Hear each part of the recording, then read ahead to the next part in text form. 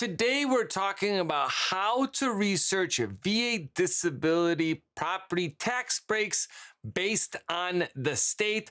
The reason why we're doing it is because every single state has different benefits, and the criteria varies primarily based on the following factors. So your VA disability rating percentage is going to be a factor in that. So some states require that you have 100% permanent and total in order to get a tax break of any kind. Now, there's other states that will have incremental, right? So some of them, maybe if you're 10% to 30%, you might get X amount on your property taxes on up, right? Some states it's 70% or higher disability rating, and you can use it. Now, the same thing applies when it's TDIU. Some states will accept that as 100%, that you can then get that benefit. And for others, you could be 100%, but not permanent in total, and you cannot use that you cannot get that property tax break. So on top of that, and some of this stuff builds on itself because typically we start off with the percentage rating and then we kind of move on to the other pieces. The other one's going to be the character of discharge, which you can get a general discharge and still get your VA home loan, still get your VA disability. But for the purposes of the property tax breaks, you may not be able to get them. But again, it depends on the state that you're applying to. And this is also great because like if you're moving to another state or you're thinking about a certain city that you want to move to for you're retiring or you're getting your benefits, you really don't know what you want to do or where you want to go, this could be a big factor because in some areas, taxes are crazy high.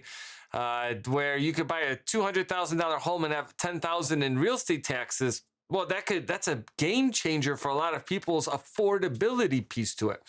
Another one is that some states will look at the income that you're receiving. Now, sometimes they go off what's called an AMI, the area median income, and other times they're going to be basing it on a poverty level, which isn't much, and a lot of people just don't qualify for. The other part, because I kind of went through all this today, and I was like, man, I'm like, normally we're working a couple of states, but like then when I'm looking at this stuff, I'm like, holy cow, it is extremely wide range of benefits. Some are minimal, some are really awesome. The other one is like for some states, you have to have, they're going to base it on your VA disability condition, primarily if you have a loss or loss or use of one or more limbs or like being completely blind, which again, I'm not sure how many veterans are out there that meet that criteria. The other one will be if you're a military member or surviving spouse. A lot of times surviving spouses will get that benefit of not paying property taxes as long as everything's been filed correctly. And then some of them have restrictions where you can't get remarried. Like if you get remarried, you lose that benefit. I mean, I don't make the rules. I'm just letting you guys know what you need to be looking for. Another one, well, on top of, right, so this all layers on top of each other. So the other one is that they may base it up to a certain assessed value of a property or what's called an equalized assessed value. Like, I'll give you an example. The state of Illinois is one of those equalized assessed value states where because of the different like locations, they tax a little bit different. So they have an equalizer to factor in to make it equal across the country. And that's actually one of the states we're going to talk about today as an example. You may not like the state, but we need to at least give you an example so you can see how crazy the differences are in what the state says and what the counties say and why it varies so widely even when they tell you it works one way and another. The other restriction is that you may have an acreage restriction. Like for example, some places will have a 5 acre and no more than $1 million. Others may have like 40 acres. Other places will be like, well, we don't care about how much acreage you have. You're fully exempt from the property. Which leads me into there could be restrictions on the type of properties, primarily around single family homes, condos. Those are kind of like one thing. Townhomes, planned unit developments, all the same. Multifamilies, that's where you have 1, 2, 3, or that's where you have 2, 3, or 4 unit properties. Because a lot of times they'll only give you for an exemption for your unit and not the others. But then there's like ways that you can do it so you can get those exceptions. So you got to learn how to do that.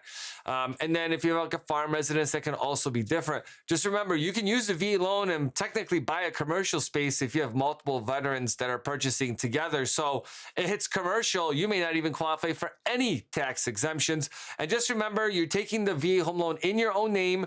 You can put the loan in a trust. They did a whole video on that. So if you're interested, check that out. But then you can still keep your benefits. And then the other thing, there's other restrictions around occupancy, like it has to be your primary residence, and you can only have one primary residence at a time. So keep that in mind, because if you want to keep that property and buy another one and use your VA loan again, because you can do that, it's going to cause you some issues, either immediately or down the road, because it really depends on how taxes are set up.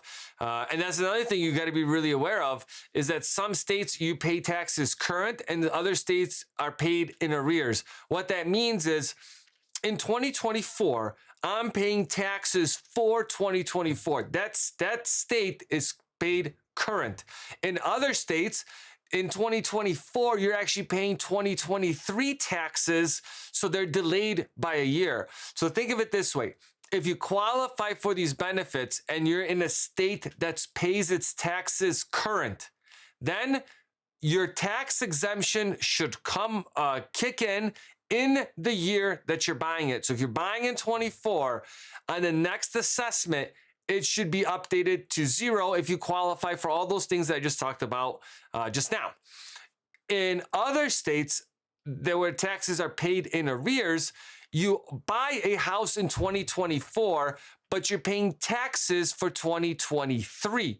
So in order to get your tax exemption, also depending on when you buy within that year, you may get your exemption in 2025 because it would be 24 taxes. But if you buy in some areas later in the year, they have like a cutoff window, you may not be exempt from paying property taxes till 2026. So that's why it's important to understand that. Because like I had a buddy of mine recently going down to the county, calls me, David, I got my 100% PNT, I'm gonna get the tax exemption. And I'm like, no, you're not.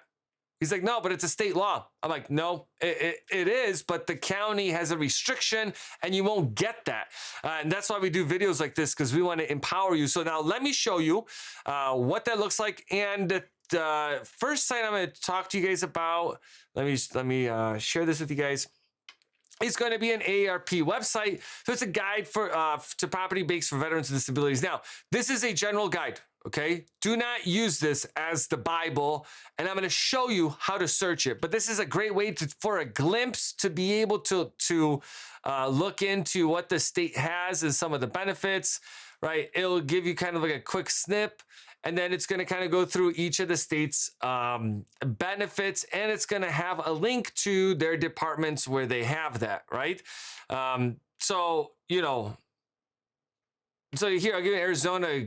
Talks about can qualify for exemption for 2023 taxes and assessed values of their home is less than $29,000 and their income is below $36,000. So some of these have crazy restrictions which you won't even be able to qualify for. Here, Arkansas has got a 40-acre restriction on that. California, right? Look, they have 100% PNT rating. You can exempt up to $100,000 of value for a primary residence. Again, it's going to be vary by state and what those restrictions are. Some of them have a lot of restrictions, some of them don't. But this is only one tool, okay? This is just for a glimpse to be like, hey, am I using it?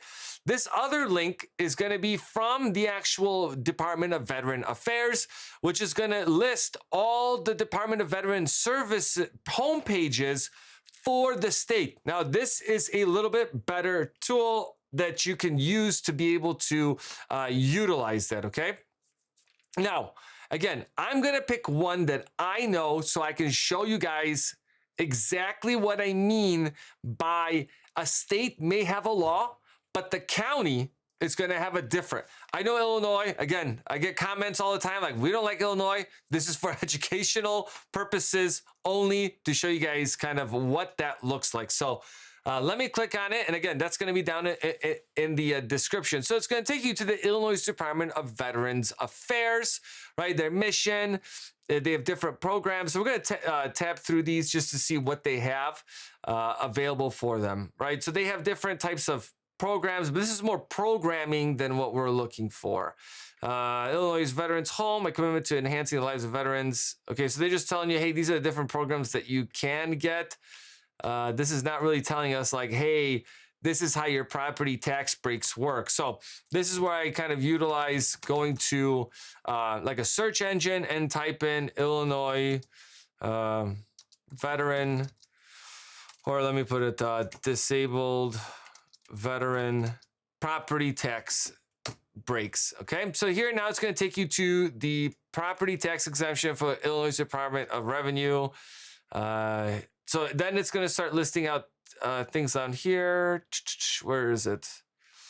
See, like there's so much here. Veteran standards for disability. So let me just zoom in on this to kind of show you guys what they have a proposal for, right? So a qualified veteran with a service-connected disability of at least 30%, but less than 50 will receive $2,500 reduction in the equalized assessed value. It's important to note that because it's not $2,500 off your tax, like your actual, like if your taxes are $5,000 a year, you're not getting $2,500 off of that. You're getting $2,500 off the overall assessed value, which is basically nothing. And then if you have 50% but less than 70%, then you get $5,000 off the estimated value. Again, that's not going to be much. And then if you have a service connected of 70% or more, you're exempt from paying property taxes. But then the caveat here is going to be the property's total equalized assessed value must be less than $250,000 after subtracting any portion used for commercial space, right? So that kind of seems like it's pretty straightforward that, hey, if you meet this requirement, you're pretty much good to go. But that is not the case, actually. This is why it gets confusing. And even if we look, I'm not going to look at it now because I'll waste you guys' time. But let me show you guys kind of what it looks like from a, like how the counties look at it, right? So Cook County, disabled veteran exemption. And I'm also going to pull up the another county in Illinois that's called Lake County.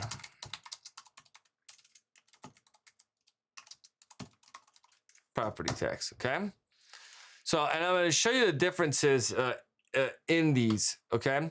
So this one is pretty simple. You can apply online and be able to get the exemption. So, right? So 70% or more disabled receive an equalized assessed value reduction of $250,000, right? And because of this, they can totally exempt from paying property taxes on their home. And if you are paying, let's say you have property values $300,000, they'll actually subtract it out and you only pay taxes on $50,000, right? That's kind of like the state. And again, here it's going to kind of outline what those requirements are. If a surviving spouse can utilize that, that's going to be listed on here, okay? Now, when it comes to Lake County, right, in the same state where the rules are state-based, right, what they decided to do is that the home must have a total equalized assessed value of $250,000 or less. If it's $1 over, you do not get the exemption for purchasing that property. So that's why when you guys are researching the states, double check where the information is. And even in cases like that, every county has an assessor's office. So you can reach out to the county assessor's office to be able for them to tell you like verbally, like, yes, you can do this, because sometimes the language is very confusing on these websites. But again, I'm hoping you guys have some good takeaways from what we talked about. Make sure you guys hit the like and subscribe button. If you have questions, drop them down in the comment section. Always happy to have answer questions, make videos around you guys' questions. I mean, that's how I make these videos. People ask me questions and I just say, you know what? Great video idea. Let's do it. So I'm happy to do that. You guys have a great day. I'll talk to you soon.